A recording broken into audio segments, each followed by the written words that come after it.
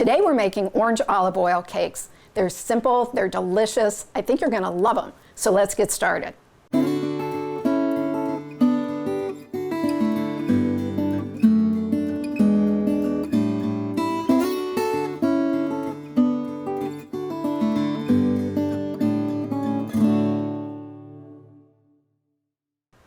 To get started with our cake, we need 1.5 cups of cake flour and 1/2 cup of almond flour.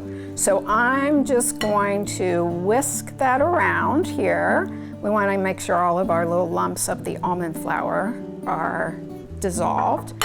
And to that, we're adding a teaspoon of baking powder and 1/2 teaspoon of salt. Get that all nice and incorporated. And then next, I wanted to leave this out so I could show everyone. This is orange infused sugar, and there's a video in place to show you how to make all of these different fruit infused sugars. But in order to make this orange olive oil cake the best flavor that it can be, we're going to layer some of the orange flavor in different ingredients. So let's add that to our flour mixture and mix that around. The beauty of this particular recipe is we don't need a mixer. Everything that we're going to do can be done by hand. And so for those days that you just don't want to pull out your mixer, hey, it's a quick and easy recipe to make. So now we've got our flour, we've got our dry ingredients already, and we're now going to work on our wet ingredients. So in our wet ingredients here, we have orange infused olive oil. Again, I made this with a light olive oil that I put some orange peels in and just let it seep for a pretty long time, for about 2 or 3 hours. But we'll start with that and put our olive oil in the bowl. Then we're going to add to that, this is 1/2 cup of whole milk. And one thing that I did learn over the years is that I like to use whole milk. It really does give a richness of flavor, I think, overall. To that mixture now, we have 1 egg right into the bowl here. And then we also have, which makes this recipe extra special, in here I have 3 tablespoons of orange liqueur. So again, layering our flavors is important here. All right, now let's get that started. Let's get this egg broken up in there and start to make sure that our olive oil gets mixed in well with our milk. And before it's completely incorporated, I'm going to add 1/2 teaspoon of almond extract. Get that stirred up some more until we can't really see any rings of olive oil. We want to make sure it's all incorporated. And now to our incorporated liquid, we are adding orange zest. And this actually is the orange zest that came from the orange that I used in my orange olive oil infusion. So in it goes. Get that all nice and mixed up.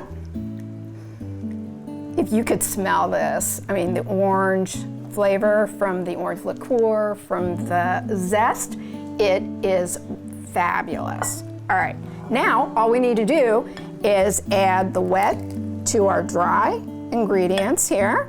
And I'm gonna change to a larger whisk just to make it a little bit more easy.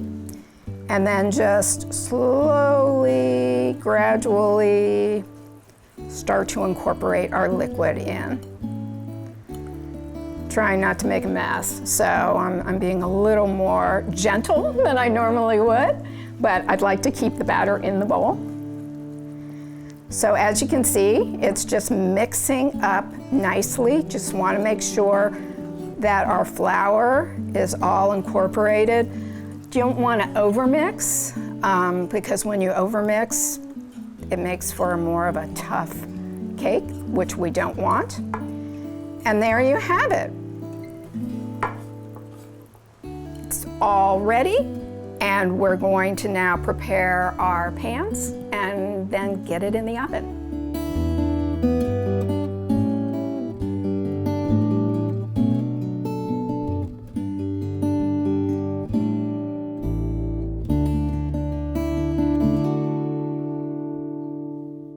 So now that our batter is prepared, it's time to get our pans ready. Now you can make this cake in any size pan you'd like. You can put it in rounds, you can put it in bundt pans, you can put it in a loaf pan.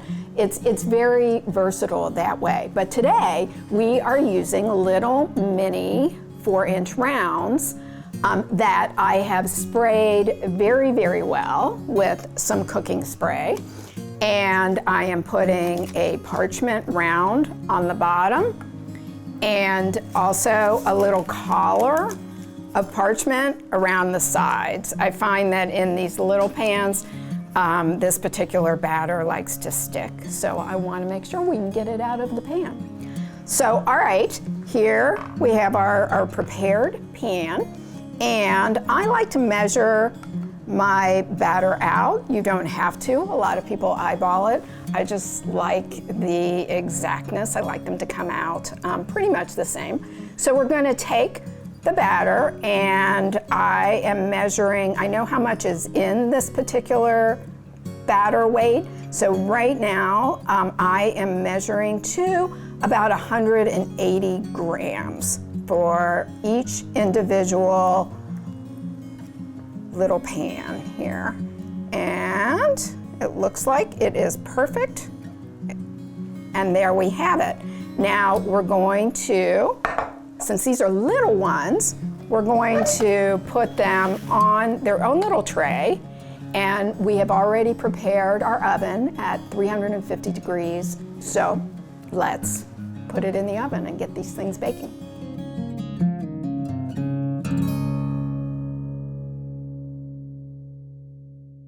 So we just popped these little babies out of the oven. They were in a 350 degree oven for about 25 minutes or so. And this is what they look like coming out. So we're going to remove them from their pans. Make sure you remember to take off the parchment paper. And then we're letting them cool at least a half an hour or so. Make sure they're nice and ready. And once they are cool, then what we're gonna do, you can do a variety of things to decorate it. I mean, honest to goodness, these will be delicious just with a little powdered sugar on top. But if you really want to do something a little bit more in terms of decorating or finishing off, I have already made some buttercream icing here, just with a little splash of almond extract in there. And we can take one. Let's take this one. What I'm going to do is I'm going to slice it in half. So we kind of have that double layer effect. And because these are so little, it's really easy to just evenly slice these in two. I use a serrated knife, which makes it much easier as well. And then here we have the inside.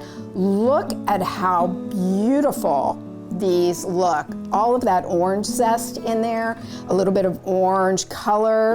I mean, I can smell the orange. These are just wonderful cakes. So, all right, let's do our little thing and decorate. All I'm gonna do is just fill the center with some of the buttercream icing. It's pretty easy. If you put it in a pastry bag, all you have to do is then just squeeze it out like that. We put the little top on like so, and now I'm just going to add some more buttercream icing to the top. Don't worry about, the evenness, because we're gonna just swoosh it on and then take our little offset spatula and just kind of even it out a little bit. Now, we can decorate it with a variety of things, or you don't have to decorate it at all. I mean, this would be a pretty awesome little cake for somebody.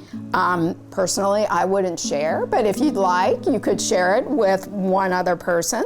But what I'm going to do, just to put it over the top, just a tad, is I've got these cute little rosebuds. I'm just gonna place one little rosebud on top. I have some fondant leaves. I'm just gonna add a little leaf. And isn't this the most darling little cake that you've ever seen? And it is delicious as well. Just gonna put it on a plate. And there you have it, a beautiful dessert that anyone would love.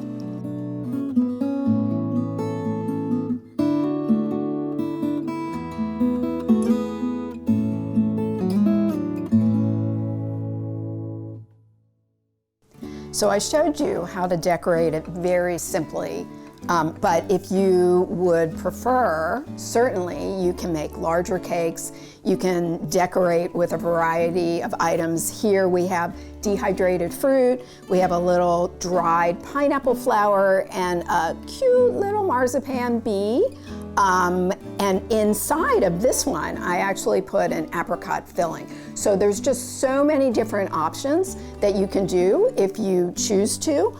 And this one is just plain with some powdered sugar on top. But let's taste the one we made today.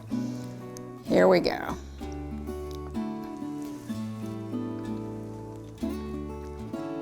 Oh my gosh. The orange flavor is intense. It smells wonderfully floral. The taste is fruity and slightly sweet with just a little bit of texture from the almond flour that we put in here. This is truly a keeper recipe. I really hope that you try it and enjoy while I eat the rest of my cake. Thanks for watching.